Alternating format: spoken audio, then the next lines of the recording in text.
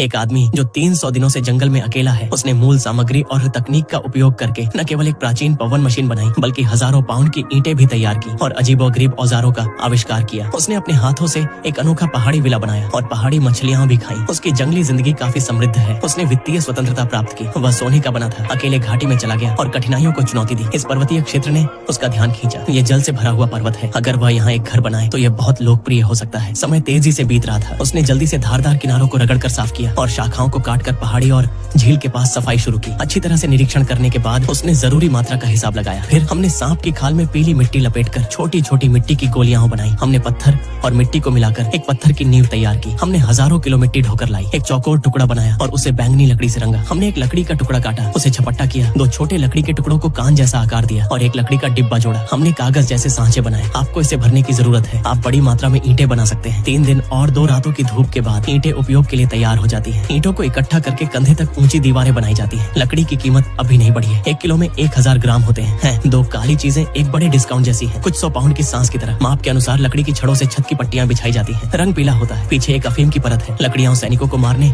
या खाना पकाने के काम आती है। जमीन पर घास की परत बिछी है। यह अस्थायी आश्रय के रूप में इस्तेमाल किया जा सकता है। रात में सो सकते हैं। आप प्राकृतिक तालाब में कूद भी सकते हैं। आप आलू भी सेंक सकते हैं और चांदनी का आनंद ले सकते हैं। यह 5 सितारा होटल से भी बेहतर है। नई जिंदगी की शुरुआत हो चुकी है। अंधकार धीरे धीरे ईंटों को जोड़ता है और इस छोटे घर में चला जाता है। बीच का गलियारा लकड़ी से भरा है। आप इसे देखकर सब कुछ समझ सकते हैं। ये पूरे दरवाजे को बंद कर देगा, केवल 2 प्रवेश द्वार छोड़कर। ऊपरी हिस्सा पूरी तरह सील कर दिया जाएगा और यह एक अनोखी ईंट की दीवार बनाएगा, जबकि दूसरा व्यक्ति खाली नहीं बैठेगा। उसने बगिया से प्रेरणा लेकर एक गोल लकड़ी की पट्टी काटी। 3, 5, 2 के रूप में एक लकड़ी का पंखा बना। गोल पट्टी और पंखे के बीच बांस के टुकड़ों की मदद से एक पंखा बनाया गया। एक झूला भी बनाया गया। यह एक सही मायने में ढोल पंखा है। ये ईंटों को ठंडा करता है। एक के बाद एक अद्भुत क्रियाएं होती गई। उसने लकड़ी के टुकड़े में छड़ डाली और एक स्टूल बनाया। लेकिन आपको सोचना होगा कि यह क्या है। हम सब ने एक गलती की। उसने 2 छेद बनाए और एक वक्र रस्सी से बांधा। चौकोर छेद में कोयले की राख डाली और मिट्टी काट कर हटाई। बची हुई मिट्टी को हटाकर एक मुलायम मोम जैसा टुकड़ा बनाया गया। दीवार को 48 घंटे तक भूनने के बाद वह टुकड़ों में बदल गई और घर का सबसे अनमोल हिस्सा बन गई। काम था ईंटों को जोड़ना। खैर, अब ईंट की दीवार बन चुकी है। दूसरा व्यक्ति अब एक ईंट कारखाने जैसा है। ईंटें जलाई जा सकती हैं, लेकिन चूंकि घर में पहले से ईंट की दीवार है, एक तंबू बनाना जरूरी है। ये एक नया अस्थायी स्थान है। स्नैकिंग की समस्या भी हल हो जाती है। रात का खाना और नाश्ता एक साथ निपट सकते हैं। जब पर्याप्त ईंटें तैयार हो जाएंगी तो नए घर का निर्माण शुरू होगा। लोहे के 2 हाथ, एक रंग बदला हुआ चाकू है। ईंटों को उठाने का काम जारी है। 2H जल्दी ही आधा विला और एक शरण बना लेगा। दरवाजे का स्थान आरक्षित रखा जाएगा। घर ऊंचा होता जा रहा है और 2HC को अब एक हाथ पैर का सहारा लेना पड़ता है, जो एक बिस्तर के रूप में भी काम करेगा। दीवार में बना चूल्हा बहुत जरूरी है। भले ही वह बड़ा इलेक्ट्रिक उपकरण नहीं खरीद सकता, लेकिन हाथ से की गई नक्काशी में कलात्मक मूल्य अधिक है। वह मुड़ा और एक पेड़ के खोखले हिस्से में पहुंचा। वहाँ एक मधुमक्खियों का झुंड रहता था। टू ब्लैक ने एक चमकती आंख छोड़ी। वो अब अकेला होगा। बहुत से छोटे पक्षी हैं। एक घोंसला भी अंकों द्वारा बनाया गया। अंकों ने अंडों की तैयारी की टू ब्लैक के लिए। ये एक प्राकृतिक और हवाई